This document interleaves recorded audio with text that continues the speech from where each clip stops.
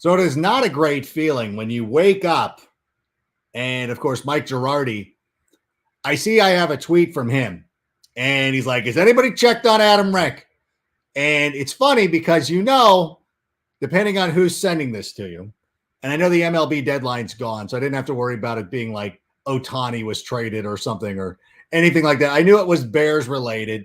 And of all the things that it could have been, of all the fears that went through my mind when people were asking for a wellness check on me, like, Mike, you go to some dark places. You don't even want to know what I thought of.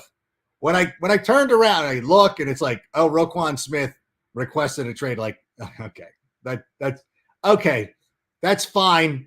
Like, everybody calm down. I know, I forget if it was Shagru or somebody else. Maybe it was Jack who was like, I'm muting the word chill out or relax or whatever. I say chill. I will tell you this.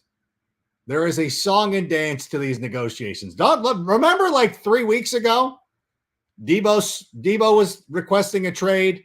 DK Metcalf was requesting a trade. Deontay Johnson was requesting a trade. Hell, Devontae Adams, Tyreek Hill were traded.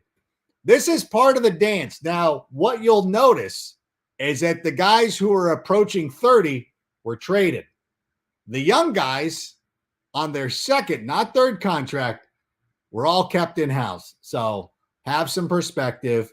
This is what happens when you don't have representation, and maybe it's a shot across the bow for me that perhaps at some point I actually do need an agent. But in any event, we're going to talk about all that stuff and so much more once Sammy here starts the show. Turn up your volume.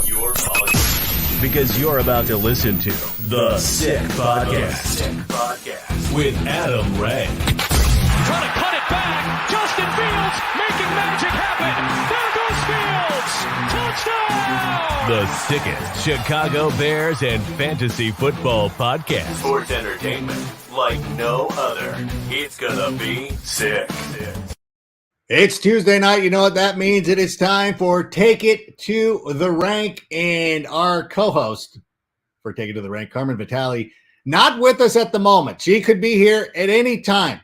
She could drop in, she could pop in, but of course she's on the road. She's going down for a joint practice between the Tampa Bay Buccaneers and the Miami Dolphins, which incidentally kind of impacts me as well, because Wednesday night on the NFL Network, I will be one of the co-hosts, one of the analysts on Total Access, MJ Acosta Ruiz, Willie McGinnis, and me talking about that practice. We got the Giants coming up. Who's it? Giants Patriots Thursday night on the NFL Network. So there's a lot of cool things going on in the NFL. So if you can check out the NFL Network, we would appreciate it. And of course, stay tuned here to the Sick Podcast. We will have a great show for you on Thursday. And we got a great show for you tonight. Whether Carmen can make it or not, I'm happy that all of you are here to talk about everything that is going on with Roquan Smith. So many emotions, so many things to go through. I honestly don't know where to start because I keep getting pulled into like 6 different directions. But I think that let's just start right off the top with the Roquan Smith thing. Of course he's going to ask for a trade. And what was it he said? Sammy, can we pull up the comment that he said? The new front office regime doesn't value me here. And yeah, that's not accurate. I think that Ryan Poles, Matt Eberflus know exactly how good of a player Roquan Smith is. There is no mistake that he is one of the top players in the NFL. There is no mistake that these guys want him in camp at some point. And this is one of the things, and one of the nuances that you lose when you don't have a representative, because it is a tough thing. And they talk about this when players go through arbitration in baseball. It's like, it's very jarring to sit there and have a team explain why they don't want to pay you top dollar or why they do this. And there are, football and financial reasons why you wouldn't necessarily want to pay a player like Roquan Smith a lot of money. There are a lot of times these contracts don't work out to the benefit of the team. That these guys have reached a peak, or they at some point you look at this contract a couple of years down the road and you're like, well, now he's a cap casualty. We paid him too much money. Now we can't do that. And these are a lot of steps that you have to jump through when you're going through negotiations. And a lot of times that's why you have an agent. who will, kind of shield you from these things. The agent comes in and be like, no, the team loves you. Like, this is just the part of the thing. This is just, one of the things that we work through. Because Roquan Smith is there personally trying to make this happen and not understanding the back and forth and not understanding the ramifications of the salary cap and everything like that he might get his feelings hurt. Like, this is, I don't know. This is why sometimes, when you were in high school, why you had your friend go up and ask somebody that you are interested in, like, hey, do you like my boy here? Like, hey, what do you think of my boy? What do you think of my boy? What do you think of my boy Doug here? Like, do you like Doug? Do you guys want to go out? You want to go to Miguel's Jr.? You want to go hang out and have a good time? No, you don't like him? Like, oh, okay. Hey, actually, Doug, yeah, she's not really, and I'm not going to go up there and be like, hey, Doug, she's repulsed by you. No, you're like, dude, yeah, she kind of likes somebody else. She's kind of like, no big deal. Like, you can do better. Like you have a representative there who is shielding you from the harsh realities of what is going on. And it's, and Roquan's not getting that. So of course he doesn't feel the love. Here's what I said, by the way, if we can pull up my thing, by the way, follow me on Twitter at Adam Rank. Of course, follow me on Instagram at Adam Rank NFL. I look forward to Roquan Smith playing for the Bears this year. They're not trading him. Like, you're not going to get the value for him. Now, if somebody walked up and gave you a Khalil Mack type deal, which I do not anticipate happening, like, yeah, okay, there could be a possibility he's not going to be here. I just think that ultimately cooler heads are going to prevail. They're going to work something out. Roquan probably doesn't have a lot of leverage. You know what I'm saying? Like, they're still, forgive me if I've got this mistaken, and I'm sure somebody like Berlissimo will jump in and be like, nope, you're wrong. But like, don't the Bears have the opportunity to franchise tag him again too? Or can they franchise? Like, there's a lot of things that it feels like it can go on. And I know a lot of people think this is an indictment of the Bears organization. Like, oh, this has been a disaster for Ryan. Like, what disaster? Like, we haven't played a game. We haven't played a preseason game yet. It's a disaster. Stop it. He hasn't fixed the offensive line. He brought in Riley Reeve and Michael Schofield. He drafted a guy in the 5th round who looks like he's the left tackle of the future. I don't understand. Like, I don't know. Listen, Shagru or whomever can block me for my toxic positivity, but I refused to get brought into this hysteria that is surrounding the team. What I won't refuse, though, is bringing Carmen on. Carmen, bring her on. I said, I told Sammy, I said, Sammy, the moment Carmen arrives, you just bring her in. I don't know. She doesn't need a huge introduction. She's a co-host of this show. People know her. You're in. How are you? By the way, are you in Tampa right now or are you in Miami? I'm here.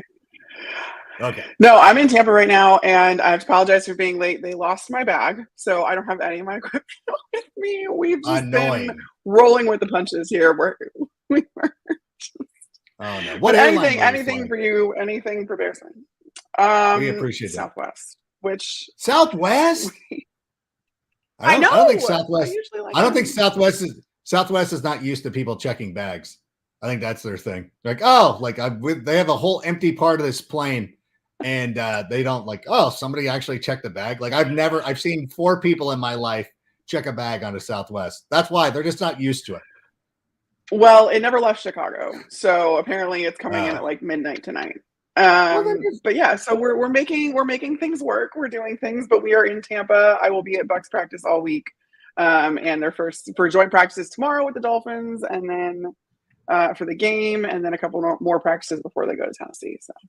All right. Well, That's not Bears though, and there's a lot. That's fine. That's fine. I told everybody at the top of the show too. I'll be on Total Access tomorrow afternoon or tomorrow evening, depending on if you're on the East Coast or not. We will be covering that Bucs Dolphins joint practice as well. I might be hitting you up for a couple of notes, like a couple of little nugs. You could kind of slide my way to make me. I'll name drop you, of course. Like, I'm not gonna. Sure. I'm not that person. Slide you. I'm not. I'll slide you some observations. I know that Kevin Fishbane thinks I'm this person, but I'm not that person. I will be like, I was talking to my ears on the ground, Carmen Vitale. She told me that Leonard Fournette looks great. Whatever it is, give me something. You will be. I'm looking for some. I want some action. I want some action in the trenches. I really want to check out my guy Rashad White from Arizona State. I've heard that he's had a great camp, so I'm excited to finally get to see him, meet him. I also, Adam, this is very Bears related. I finally get to meet Akeem Hicks. I've never met him before. He's been my favorite Bear. Yes, he's been my favorite Bear for like the last few years, and now I get to meet him, and I'm really excited about it. I'm so excited for you. I was blown away when I found out that he was following me on Instagram. I'm like, what? Like, this is pretty amazing. So a little bit of a humble brag there. Oh, that's a non-humble brag. That's me bragging. That's a brag. There was nothing humble about that at all. I was very thrilled about that. But what I wasn't thrilled about was the inundation of people doing wellness checks on me today because of the Roquan Smith situation. I'm really anxious to get your opinion on everything that is unfolding. How are you feeling about this whole situation? I mean, I thought it was kind of just like a thing that was happening. I didn't really take it seriously because he was there, right? Like we heard from coaches, from players that he was participatory in meetings. Players were like, yeah, no, he's still locked in. Like, I didn't think that this was any cause for concern until, today out of the blue, you get like, it's never good when you see the Notes app, right? Like you see the Notes app, it's and he doesn't even have his phone on dark mode. Can we talk about that for 1 second? I might trade him for that reason alone. That is sociopathic behavior, is to not have your phone on dark mode. But no, I mean, it's funny though, because you really see in this situation, not only through like these negotiations that he doesn't have representation, but that note, I mean, that language in there was very direct. It was like the McCaskey family could potentially salvage this, but I don't see a way back to this organization.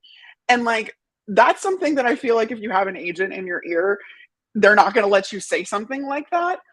I appreciate his candor. I appreciate him being honest and transparent, and he's clearly hurt by this. And like, I also think like he's got a point in like he kind of has the cross to bear for linebackers right now. And so if he agrees to a deal that's not fair to him, that's not fair league wide. I mean, we saw what happened with the wide receiver market, but from Christian Kirk of all people, that completely reset it. So he's thinking about his fellow guy, like, and I also just think that there's a lot that gets lost in translation when you don't have an agent. Like, I wouldn't know the first thing about representing myself in any of these situations. Like, someone is definitely in his ear, and I don't know who that person is, but like, there's no way he's just doing this completely on his own. And I mean, there's just the process just breaks down in that way. And like, listen, I get it. You don't want to give somebody else your money. You want to do what's best for you, and you only trust yourself to do that. Totally get that. But agents they exist for a reason, and they make things a lot easier in a lot of ways. And the language, I'd be so interested to see the language and the contracts and stuff like that. But it's like, how does he decipher that? That's my question. Like, I get you see the Rappaport kind of tweeted a couple of things that were the standout issues with the offer that the Bears put on the table.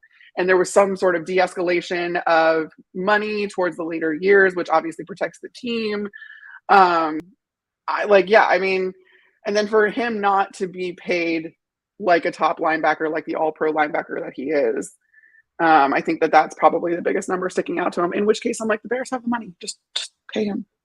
Yeah, that is it smacks of a family member putting this in his head about like, you need to tweet or however you get this information out there. And I don't know how it originally came out there, because if it was Ian Rappaport, and I see that Ian is the one who's being credited with this, normally that's an agent who's like, hey, we need this out there. Like the Kyler Murray situation, like that doesn't get out there without somebody being very purposeful about how this information is getting out there. So there is somebody who somehow has a tie to Ian, and I don't know if that means that Roquan is actually working with somebody I don't know if it's somebody who's a consultant or whatever, but it's like, all right, well then just do it. You know what? Look, I would always feel terrible about these situations because, you know, the team probably is trying to get away with, like, I would do that too. Be like, dude, we're going to give you $300 million and you're like, oh my God, that's amazing. Because a lot of people read contracts and like 300 million, like whatever. And you're like, Right. oh, $40 of it is guaranteed. You're like, wait a minute. Like, I don't, like that kind of thing. Like, I don't know. I would always be worried about somebody trying to pull a fast one on me. So I don't know. And because teams are going to do what is best for them. They're going to try to protect themselves in every way. And I mean, I think the Bears also are kind of not as progressive as maybe more teams are, or willing. Like, the landscape is changing. Guys are getting more guaranteed money. And like, again, I'm always on the side of the player when it comes to that kind of stuff, because their careers are so short. They're putting their bodies at risk. They're putting their life after football at risk in doing so. So I think they should get as much as they can. And the league is like, there's more and more leverage is going to the players these days. And you can't really get away with pulling a fast one on them, especially in the age of social media too, where everything breaks and you see all the details of everybody's contract, this, that, and the other. So like, I think the Bears are a little bit stuck in the past when it comes to that. Like, okay, we're going to do exactly what is going to benefit us and like not really give. And like, I mean, Roquan even said it's been like a take it or leave it type of attitude from the Bears. And it's like, you have to work with these guys now. Like the NFLPA has smartened up as a whole. Players have smartened up as a whole. Like, they're going after what's going to be in their best interest, because they know that they are assets to these teams. They like, the humanity is like, actually Robert Saleh came out and said it about Mekhi Becton and the injury there, but like, the humanity is lost in these things. Like, this is a guy trying to take care of himself, trying to take care of his family, and set up future generations of wealth for the rest of his family. A guy that comes from nothing. So like, that's the leverage that he's working with. That's in his mind. And like, I feel like the Bears need to be a little bit more progressive when it comes to the leverage that they give players, and not trying to pull fast ones on them. No, I agree with all that. I agree with everything that you say. And then tonight I will go watch the Angels, and I will see Anthony Rendon on the bench, and I'll be like, yeah, guaranteed money's great. No, I'm kidding. But the Bears, like, they just came out with like, who are the most valuable sports franchises? The Bears haven't even built their building in Arlington Heights yet. And they're already like a multi-billion-dollar, like, you can afford, like, just pay it. Like, whatever. Like, if you get burned on this, like, it'll be fine. That, and like, they have the cap room. They're going to have like $100 million in cap space next year. Like, yeah, you can see that they have the money immediately. Plus, I mean, granted, I get it. It's a former O-lineman GM, but like, you threw what, $8.5 million Riley Reed's way? Like, just like right off the bat, you don't even know what position he's starting at yet. Like, if he is going to start, I see that. If he's even starting, exactly. So I'm like, I see that. I see that you have all this cap room, and I'm just like, I get that you have to build a team and you have to kind of whatever, you have to figure out that puzzle for the long run. But like, this is a defensive cornerstone. This is a guy that your defense does not run without. This is also a very crucial part of Eberflus's 4-3 scheme. Like, you need that linebacker in the middle there that's going to be directing traffic both in front and behind him. So I don't like, if you're going to pay anybody, pay Roquan. Yeah, I will stop everybody on the NFL Network who's like, yeah, he might be their best player. I'm like, let's dial it back. Like, top 3 for sure. Here's what I will say, though, and I said this before you came on, is that if you want to play bean counter, like if you want to play the Oakland A's mentality of like the evaluation, Moneyball, if you're moneyballing this, and like, I guess, like, if you're convinced that, Eberflus can make just about any competent player in that situation, I get that. Okay. I will entertain that. What I will not entertain, and this is what I want people to understand, when you're taking, like, hopefully people aren't taking sides, but it's like, I don't want to hear anybody be like, he's not that good anyways. That's the one, like, that's been an instant mute. And if the person's not following, that's a block. I will not entertain that. Like, if you're a Moneyball person, like, I get it. Like, okay, that makes sense. But don't say that he's not a good player. Like, that's disingenuous. Like, don't try to make yourself feel better. And if he gets traded, I don't anticipate him getting traded. But I did say before he came on, I'm like, listen, if somebody comes in with some offer where it's a Khalil Mack type of situation, be like, it was good knowing you, Roquan. But I don't anticipate that. I anticipate him being on the team. I think this is the song and dance that everybody goes through. And by the way, he's not he's in the last year of his contract. If I'm yeah. So he could get franchised next year. So he loses a little bit of what you would call leverage.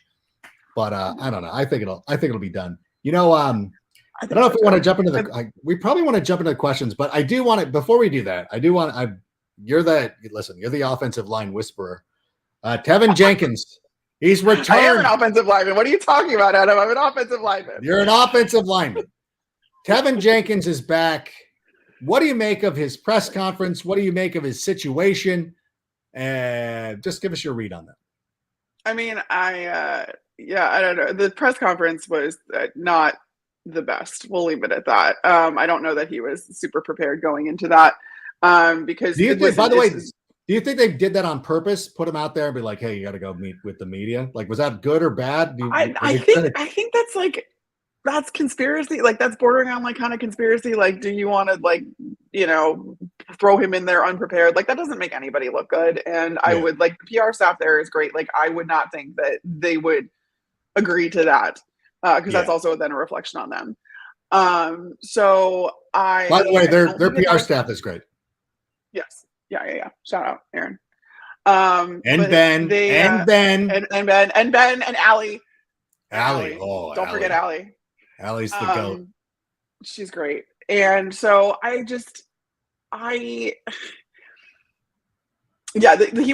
wasn't a good situation. And I mean, at the same time, I don't know that there ever was going to be a good situation because you're going to get eaten alive by reporters in the third largest media market in the country. That's just what's going to happen. That's how it is. But I was I know that I was like, okay, we could get him in at left tackle, like Riley Reid can do right tackle. Like, I know last week I was kind of like, oh, we'll see. But internally I was screaming, and I hope you know that. So now you see that Teven Jenkins is rotating with Larry Borum at that right tackle spot, which is something that I had anticipated from the beginning, hoping that was going to be the case. And I think that maybe the Bears, that's an indication that the Bears think he is going to stick around. I think that they were maybe putting Riley Reif in there as a contingency. I hope that's what they were doing because I hope that Riley Reif is the starting left tackle. That's his natural position. That's the position that he played most of his career. And I just don't think you want to leave Justin Fields blindside up to a rookie. As good as Braxton Jones has done and as well as he's held up in training camp, this is still training camp. And the margin for error at that position is just so little. And it could be one play that you mess up and that could be catastrophic. I feel like I've been using that word a lot lately because there's a lot of. It's okay because it's high intensity. Everything is catastrophic now. Everybody. Ryan Poles. It's a good word. Ryan Poles is. Yeah, gosh, it's the perfect word because apparently Ryan Poles is already a disaster according to half of Twitter. He hasn't done anything. It goes with the the national media says it too. I don't know if you caught this. I don't know if we talked about this, but we might have because because I was there on Wednesday where I had to go after Mike Girardi, who came after me today on Twitter. But I was going after everybody who was like, hey, they were going after they did nothing for Justin Fields. I'm like, you guys, anonymous voices on Twitter are one thing, but you guys should know better. That's what I did. I went to you should know better. That's how I had to admonish my teammates. You should know better. How dare you? Well, at least within earshot of you. Say that in the privacy of your own conversation. They love listen, but not say it publicly. Adam's gonna hear it. I'm gonna hear it. I was on the air still. They were coming after me, and it's I think that I think they probably are bemused because I go a different level because I don't want to call her out, but Stacey Dale's she cares. She's in that building in Lake Forest a lot. So you can't help but care. You know what I'm saying? It's your job's easier when the teams that you cover play better. I covered, I'm sure I've said this 100 times. I covered my rival college when I worked for the Orange County Register. I wanted them to win. I didn't care. I just want them to win. I hated it. I hated sitting in the press box at Blair Field And all these guys like, oh, Fullerton got here. I'm like, bro, like I need to talk to Jared Weaver after the game. I don't need him pissed. Please go beat you. And I hate USC anyway, so it doesn't matter. I'm like, go beat them. You know what I'm saying? So, but I'm the one who takes it. That's why people always ask me, like, when the Bears play the Bucs, like, who do you want to win? And I'm like, when I was working for the Buccaneers, I'm like, I want the Bucs to win. My job is 10 times easier when the Bucs win. Like, I'm sorry, my job doesn't like rely on the Bears. Like, I want them to win every other time they're not playing the Bucs. Of course. But when they're playing the Bucs, I don't want all my guys to be pissed. What was it like walking through that hallway when Tom Brady couldn't find that 5th down? Like, hey, there's only 4 downs now, Tom. I don't know. You've been playing long enough to know you only get 4 downs. Was that awkward? Was it a comedy? Was it comedy? Were people making fun of him, or is he the GOAT and nobody says a word to him? No one said a word at the time. And then later on, though, and this is a shout out to Jill Beckman. She's the Bucs social media coordinator and a very good friend of mine. We went with a tweet later after the Bucs made it to the Super Bowl, and it was like, or won the Super Bowl, and we were like, hey, Tom Brady, how many playoff games did you win? And it's the picture of him going, I remember that distinctly. That was such a good moment. Yeah, I love that. Mm-hmm. And he's good on social media. And don't pull so shout out Jill, because that was her brainchild. Yeah, way to go, that was Jill. her brainchild. So shout out Jill. We love that. Yeah, she does a great job. I love Bucs Twitter. I think they do a really nice job. I think the Bucs, they do. There are certain teams. I can't give too much effusive praise to too many organizations because then people come after me. But the Bucs and I are cool, so I appreciate that, and I've always appreciated them. But let's take some questions from the gallery. Adam, do you agree that Roquan trying to turn the fans against Poles is poisonous? Should we defend Poles in this? I just think this is part of the dance. You know, this is we're sitting there. It's like now we're at a dinner party, and the couple that invited us are now bickering, and they're going after each other. It's like an episode. It's like an episode of the Gilmore Girls I just watched, where Luke and Lorelai are pissed at each other, and poor Suki has got to sit there between them. No, and Jackson's there too, making bedroom. You don't watch the Double G? Oh, that's on you. Like that's not something to be bragging about. But that's what it's like. And I don't think that we need to be very deferential and be like, hey, they're both our friends. We love both of them. Hopefully they will come. I think the key is let's not turn on them. You let them work it out. You sit there. I'm going to quietly eat my mashed potatoes while they work this stuff out passive aggressively, although I got aggressive with Roquan. But I don't think that it's poisonous. I just think that he's trying to get paid and he's trying to take the available tactics to him.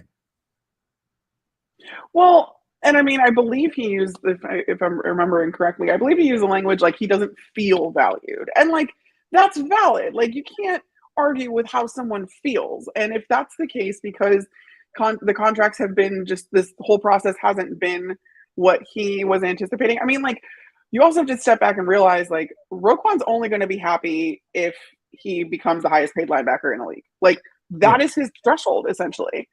And anything less than that is not going to be sufficient for him. So that's his point of view. And there's two sides and then the truth to the story, right? So I also think, like, Poles deserves a little bit more grace as well, just because I think this speaks more to the dysfunction that he inherited and that he's trying to clean this all up. And that's not easy, especially for a first-time GM working with a first-time head coach. Like, I think that this is more indicative of the fact that, like, there's stuff left over that needs cleaning up from the last regime. Yeah, you know what? He's got some emotional baggage that he's got to take care of. Like that couple, like Ryan Poles needs to look at Roquan and be like, I'm not Ryan Pace. Like, I don't think you're not mad at me. You're mad at him. This should have been taken care of a long time ago. I need to go in there. This analogy just really worked a lot on so many levels. So many levels. Like, I'm not the one you're mad at. Let's turn this. Let's figure out a way. And if we need to call the parents in, we need to call the McCaskies, then we'll do that. Well, it sounds like that's going to happen. That feels like it's going to happen. George is going to ride in. You know what? Honestly, like like thinking about conspiracy theories and things like that or whatever, I'm pro McCaskey. I think everybody knows that. I do not take shots at the family. I think that they sincerely love the Bears organization and want to do everything correct. And I swear to you, I'm going to take so many victory laps if it does end up that George turns out to be the hero. I am going to be dunking on people like I am MJ in 1991. Reverse, doing two-hand, like everything. It'll be a dunk competition. Like, it'll be so great. I almost secretly hope that it is George that saves it. They're like, oh, where's everybody now? Where are all the haters now? Where are you at? Where are you hiding? They'll be quiet as a church mouse. But that's okay. That's my sincere hope. But that would mean that he's back and he's playing, and that's what we all ultimately. And that's what everyone wants. Yeah. That's what everybody wants. That's what including we want. Roquan. He doesn't want to go anywhere. He loves the team. He wants to be there. He's at family.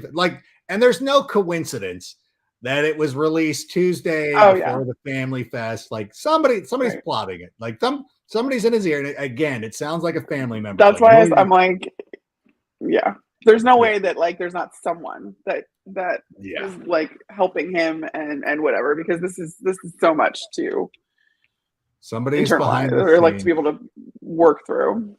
Yeah. While you're trying to, play football and learn a new system. 100%. So hopefully this will be resolved. So I'm not going to worry about it too much, but I'm also going to allow another question. I don't know. That was a terrible segue.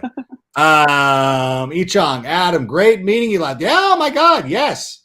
By the way, to all the fans out there, it was awesome. The fans were great. Everybody was cool. Like, it was so much fun. I love the atmosphere. It was great meeting you last week. And I'm hearing from some media members that Roquan is not a top 5 linebacker. What do you think? I think $18 billion a year is a good compromise. You know what? It's not my money. Pay him more. Pay him $20 million. I do think it's funny. It was Clay Harbor who was pointing this out. Like, Pro Football Focus comes out like, oh, look at the Bears. They're not playing this guy. And Clay pointed out like, hey, like, you had him ranked as the 62nd linebacker. So before you guys get on your high horse, like, you should be applauding the Bears. That's the thing. First of all, like, who are the 61 other linebackers who are better?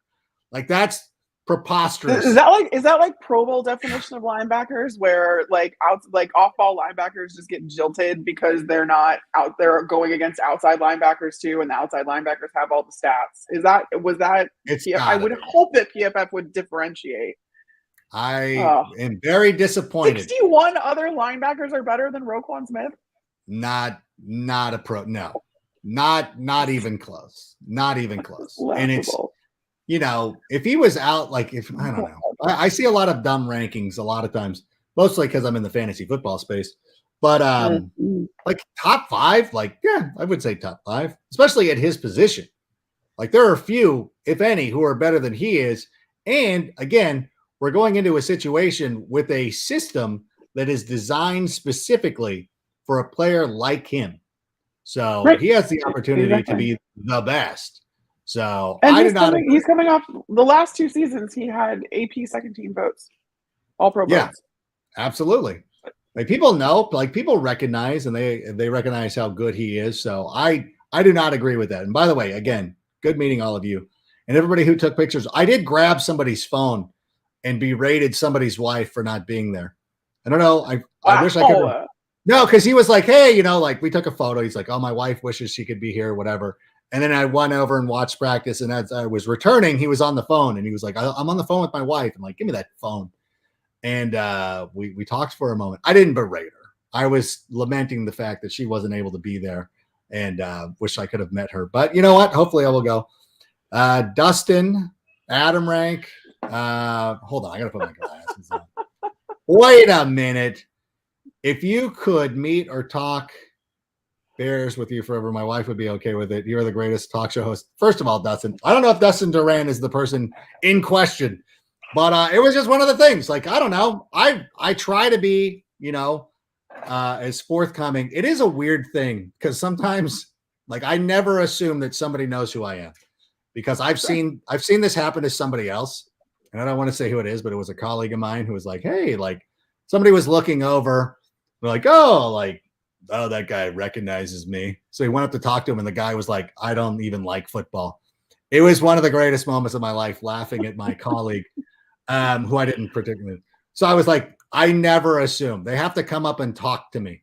Although I will tell you, I was walking through the airport in Dallas, and I had, whatever, and this guy goes, "Hey, good morning, football." And I'm like, "Hey, what's going on?" And stop, said hello, and he's like, "Yeah," and he introduced me to somebody. He's like, "Oh, it's this Adam Schefter right here," and I go,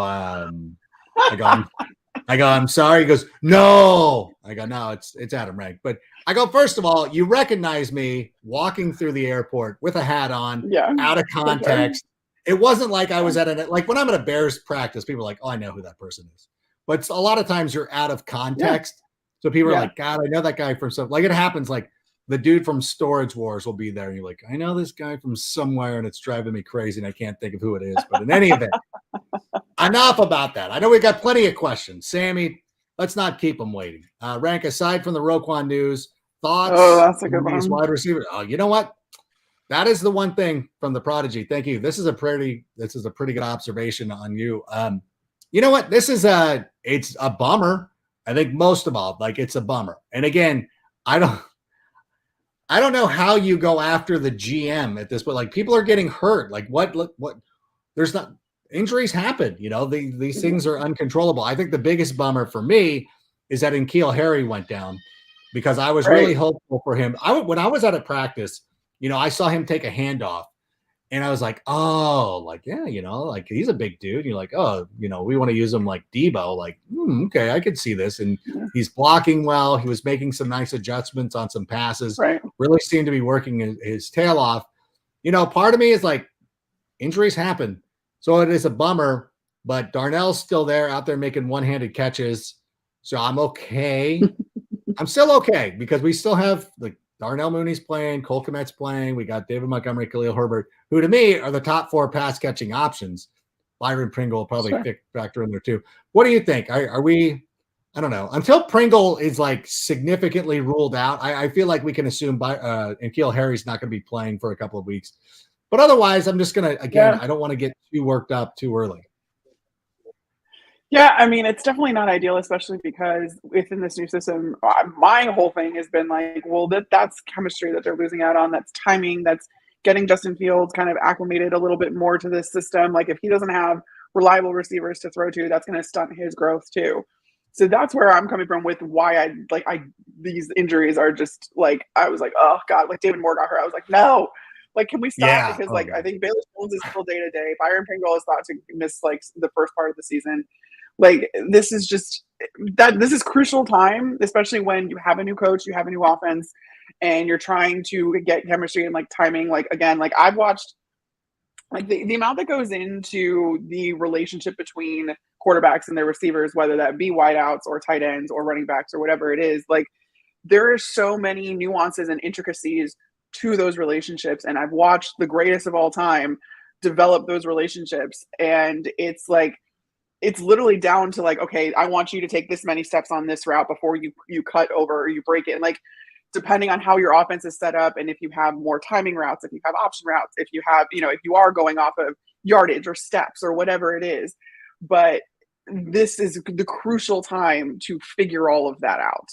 And so that is why I think this hurts the most. I think that, they'll get him back. And like you said, like they still have Darnell Mooney, who Justin worked with in the off season already. They were training together in Atlanta, but like this was the time for like the unit itself to gel. And I mean, I've seen also firsthand what happens when you have a very thin receiver room, like a wideout room. Yeah. And guys, I mean, it just gives defenses targets, right? It puts all of these guys, if you have only 3 or 4 options, it puts targets on all of their backs for defenses, and it makes it easier to shut them down. You can't be as multiple.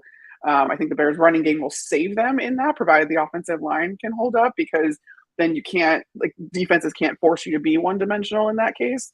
But it's still, again, just the adjustment of everything and trying to build this cohesion. It's going to be stunted now. There's no way around that with these injuries. But yeah, I mean, like that's not the GM's fault. Like he for what he had to work with, like that receiver room was looking pretty decent. Yeah, actually, like more decent than I think a lot of people thought.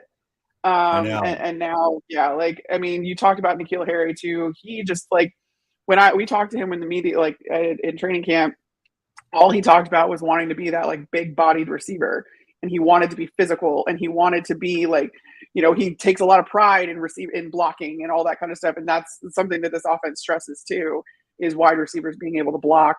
And he was just like, I want to play that really physical brand of football because I think that he's got the weight, he looks the part.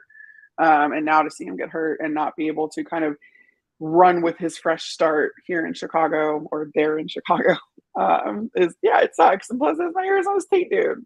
I want to see him know. do well. Of course. I mean, I loved him coming out of college as well, and I thought that he was going to end up being a good fit for the Bears. What have you thought about Equanimeous St. Brown when you've gotten an opportunity to see him? Yeah, he's also another one that's really physical. And we got like an up close view of the receivers one day at training camp. I think this was the day before you were there. And they were doing blocking drills with the little pass dummies. And Equanimeous St. Brown was like, I act like I think it was Darnell Mooney and EQ that were going at the same time because it was two guys at a time. And so, of course, I was looking in the foreground at Darnell Mooney, but then I looked in the background and I was like, he is also manhandling that dummy. That is great. Yeah. And so that's, again, a big emphasis. But I think that, he comes from like a really good pedigree as far as his collegiate, experience at Notre Dame, and then to come in and like, I think that he could be a little bit of a dark horse there. And I think that he's going to have to be, obviously, at this point, because they're rapidly running out of receivers. No, he was one of those guys, played locally here in Orange County in high school, went to Notre Dame. He went to a rival high school with his brother. And I said this on Greg Gabriel's show. Like, I'm going to figure out who went to – I think Equanimeous went to Servite, and his brother Amon-Ra went to Mater Dei. Can't remember, but then one of them goes to USC. One of them goes to Notre Dame. Like, can you guys just not go? Like, you have to go to rival schools, which is hilarious to me. I always felt like Equanimeous, like it would be a bonus, like because he comes from the Packers, wasn't really used, didn't get a real big opportunity there. Like if he came to Chicago and played really well, like that would be one of those things like you wish, like I wish for that to happen because it would be nice to have something on our side for once. It's kind of like during the Monday Night Wars in the 90s, like when X-Pac finally jumped over from WCW. I know this means a lot to you. I'm really connecting with you as I'm saying this, but it was a small little thing. You're like, okay, it's the tide is little kid sitting there watching the Monday Night Wars with your pa, like, oh, X-Pac's now back in the WWE. But the thing is, it would just be a great story, and I think that for a while you're like, I hope this happens, just because it would be funny to happen to the Packers for a change instead of the reverse always seems to happen or whatever it is. But now it feels like now it has that. Like it would have been a luxury before. Now It's a necessity. We still have Bayless Jones Jr. too. Yeah, we still have Bayless Jones Jr. too. So it's like, okay, like maybe we can patch this together. Maybe we can make this work. And I'm gonna have to go on to NFL Network. I'm gonna be on tomorrow defending Justin Fields. I'm gonna put up the board, which I always talk about. Like we might be in a situation where Darnell Mooney is going to dwarf the amount of targets that Devontae Adams had last year for the Packers, which was 169, which is a significant number. That's huge. That is huge. Yeah. I think the only thing that would eclipse, like, I think what Brandon Marshall had like 190 one year with Jay Cutler. So like we're getting into some not unprecedented territory, but like that's some outliers. So I don't know. Hopefully somebody steps up. But in any event, let's go to another question there, Sammy.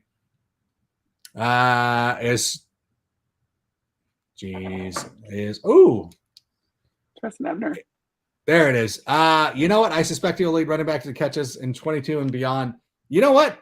They really do like this running back room that they did. And I don't know if you caught the press conference from last week where David Montgomery was kind of going through and talking about all these studs that they have. And it does feel like there's a lot of guys who can come in and eventually make an impact for the team, almost to the point where it worries me about David Montgomery's future with the team. Like, oh, we don't want too many studs.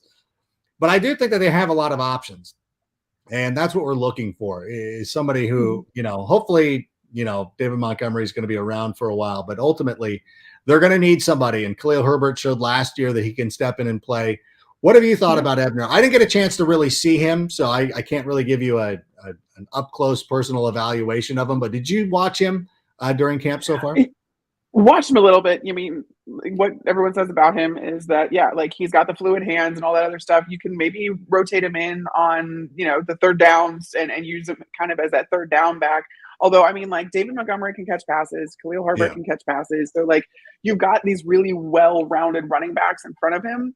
But that being said, like, depth never hurts, especially when this offense is, we're just talking about how the receivers are thinner and thinner and thinner. Like, you're going to need to lean on one aspect of your offense. And what we've seen out of this Bears offense without, the little bit I've seen, though, is that it's going to incorporate and be a very balanced offense. And so you're going to see a lot more of the run game.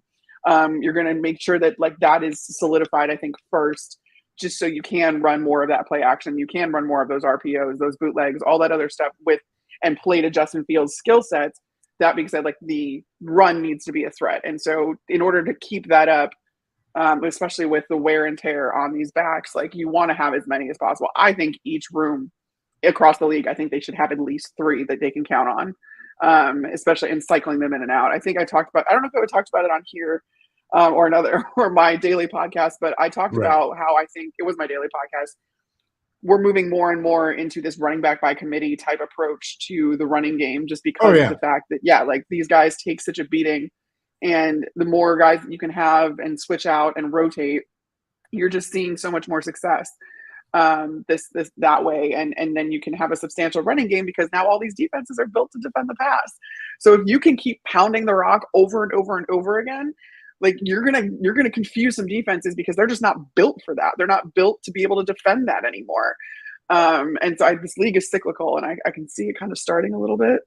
But again, like, that's probably left over from my childhood too, of like smash mouth, run the ball, like football, ground and pound, all of that kind of stuff. Where, again, I mean, that was the offense of the Bears. No, and then you had defense. And I know a lot of people get upset when you talk about running the football and playing good defense. Like, oh, I'm so sick of it. Because the Bears have been doing that for generations, and it's equated to one Super Bowl title. But that's the thing, and now the Dolphins are the outlier because I think they ran 12 personnel like 60 or 70% of the time last year. Mm-hmm. But the team that was number 2, or at least 2 or 3, was the Green Bay Packers. The Bears were 13th in 12 personnel last season, but the Green Bay Packers were top 3 at least. They were not number 1. They're no further than number 3. And you know what? When you look at, of course, Getsy coming from that system, they bring in guys like the Family Guy, Ryan Griffin. They brought in O'Shaughnessy. Good guys to go along with Cole Kmet. I do think that we're going to end up seeing a lot of 12 personnel and a lot of opportunity to run the football. And for everybody who gets upset by that, be like, well, the Packers are doing it. I think that there is something to this. And, if you're quarterback, and I know a lot of times, I know last year Philadelphia was trying to help their quarterback develop, Jalen Hurts. Mm-hmm. And I think that's the mindset of the Bears is like, this is going to help him. Like, and especially if Justin Fields starts to develop, starts to become an elite level passer, that if he is as good as we hope that he is, having a solid running game and being able to establish the run only makes him better. So it should never be looked at as a detriment. And by the way, I want to address this too, because I asked somebody on Twitter who was talking about, like, I hate when people start throwing around the phrases like, oh, the Bears are tanking this year. There's no other way to describe it. It's like, what the hell are you talking about? And I asked this person, I didn't get to see a response. He might have responded or not. I'm like, would you have considered the Eagles last year as a team that was tanking? Because I certainly wouldn't have. But they were, they were limited. They went back to running. In the beginning of the season, I think a lot of people would have. Yeah. You didn't see them they figured it out. Like, you were watching it in real time. Like, we're so used to these just like immediate returns and all that other stuff. Like, that's not the norm. You need a little bit of time. And they came, the second half of the season, they looked fantastic. Yeah.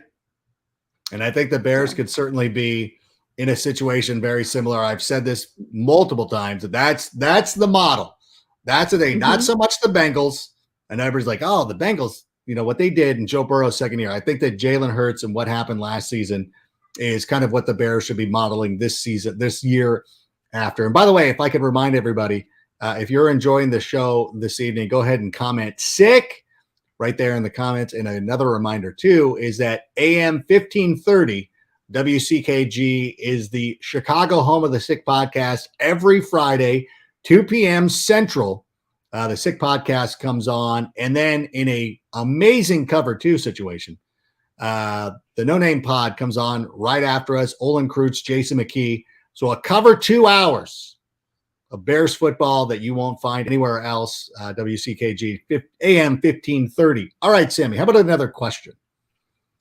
Will our front four get enough pressure? You know what? This was one of the things. I'm sorry, I'm going to jump in here real quick. Travis Gibson, he was one of the most impressive guys to me when I was watching practice the other day. I know that he was getting around Riley Reef, and I know Riley Reef is getting up to speed and not, he's in his ramp up period. But Gibson looked like a problem, and I really enjoyed seeing him get to the quarterback as often as he did, even though it was our quarterback, so it was kind of a catch-22. I really do think that they've got a pretty decent front four, and people are sleeping on them. What has been your impression of our front four? I actually just wrote about this for the Draft Network because I think the defensive line can weirdly be like a little bit of a bright spot for the Bears this year. The interior still gives me a little bit of pause, but I think Kyrus Tonga, is that how you say his first name?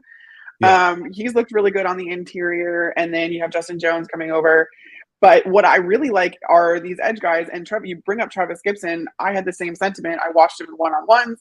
I watched him in team periods. Like, they were moving him all along the line too. Like, he was inside, he was outside, and the fronts were very multiple. And I think when you have confusion on your side, especially, and you have some pieces that are maybe a little bit more versatile, you can do a lot of really good things. And yes, you can do these simulated pressure looks, and you can do all of this stuff that is going to confuse opposing quarterbacks, so that in a way, it kind of hides any sort of either inexperience or holes that you have in that defense. By kind of doing this. And I think the edge rushers too, you've got Robert Quinn, who said, like, I asked him about switching back to a 4-3, and he was like, this is kind of feels like coming home for me. And I'm like, this is a guy that had 18.5 sacks and a 3-4 defense last year. So like, if this is coming home, like, that's going to look great. And then you got Al-Qadim Muhammad on the other side opposite him, and he is probably the most familiar with Eberflus's system because he came over from Indianapolis.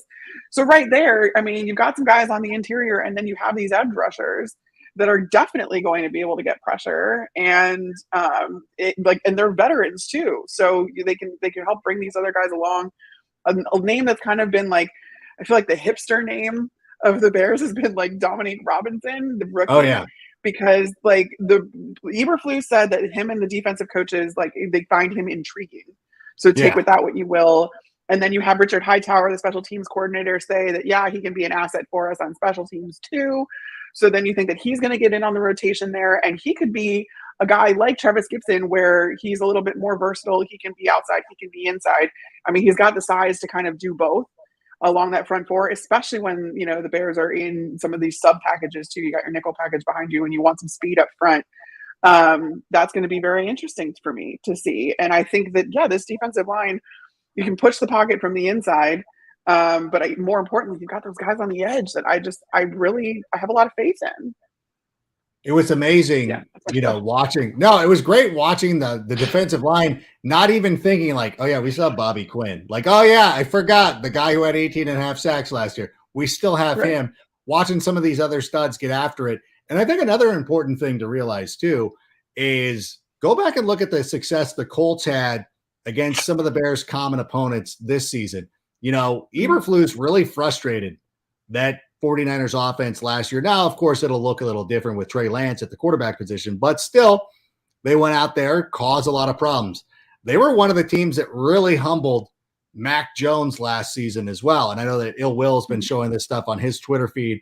And so if you want to go out there and look at it like, God, they've done a really nice job, or Eberflus has done a really nice job of going down and shutting down some of these teams that we're going to face this season. And I'm interested to see how he's going to approach some of these other quarterbacks. Now, obviously, it's going to be tough to stop Aaron Rodgers, but I think of like some of the scrubs like Jared Goff, which, by the way, like, can we stop with this? Are we going to do this again? Are we going to do? Or did I do this last time? All right, I'm sorry. I'm not going to go after the Lions. Are we just going to rip the Lions? Or like, I can't remember I do so many shows. I go around, like, did I do this on my show? Did I do this on the Tape Never Lies Network? Like, I don't know. Did I do this with Gray? I don't know. Am I playing the hits? I don't know. Sometimes I feel like I'm Dave Grohl. You know what? I'm going to sit here and I'm going to play Everlong. Like, I'm sorry. I don't know what city I'm in, but I got to close with Everlong. I don't know. I get it. Learn to Fly. Oh, here wow. he is. That's the Lions. Yeah. That's our Lions fan. That's our Lions guy. I reined him in, sir.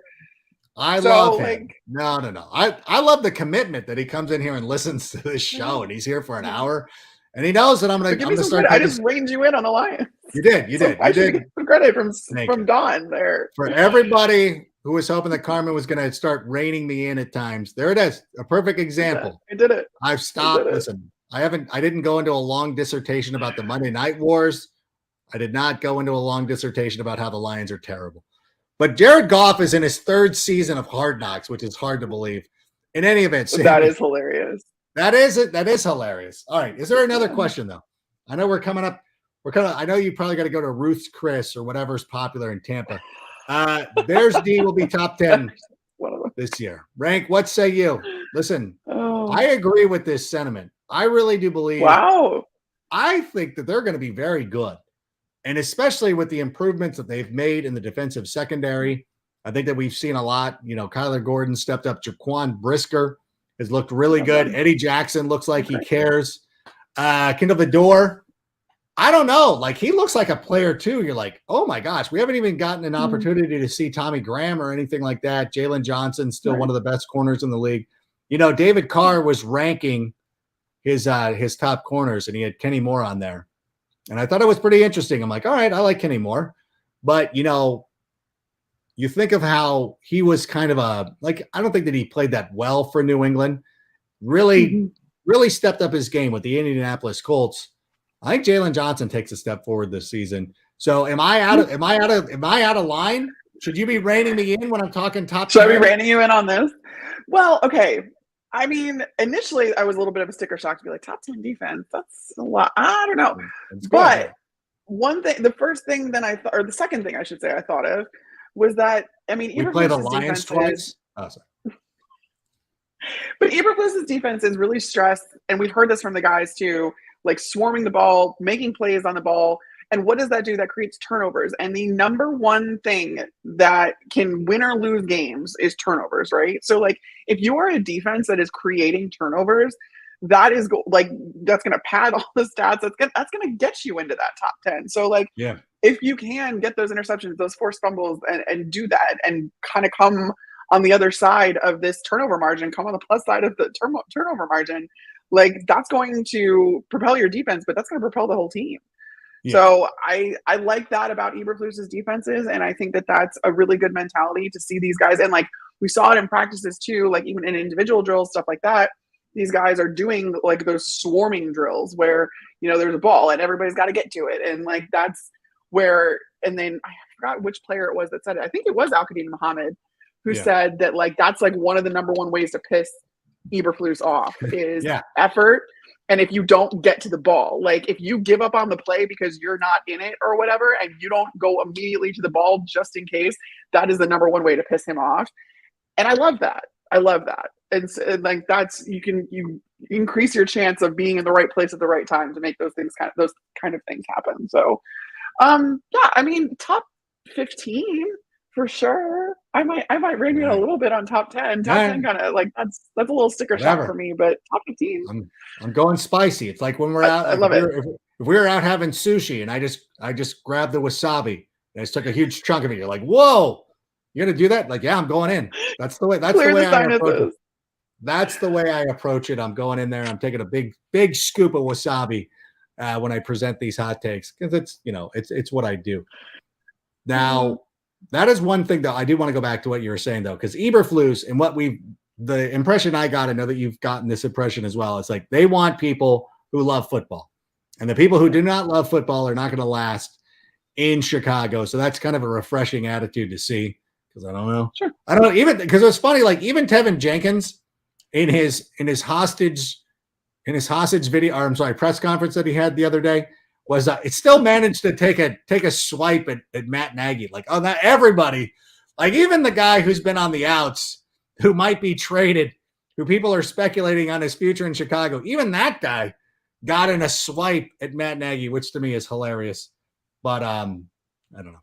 I don't know what I'm saying. But I do know what I'm saying, though, is that people who love football should be checking out your new daily podcast. Can you tell us a little bit more about this? Yeah, it's finally on Apple. It's on Spotify. It's called TDN Daily, and I go over one major topic each day. It's meant to be, around 20, 25 minutes in the time that it takes to get to work, because as much as I love all these podcasts, I don't always have time to listen to an hour long, and I just want the hard hitting storylines and stuff like that. So it's been, my first week was last week, so we're working out all the kinks and everything like that, but it's something that I'm really proud of. So check it out. It's on Apple, it's on Spotify. It's called TDN Daily.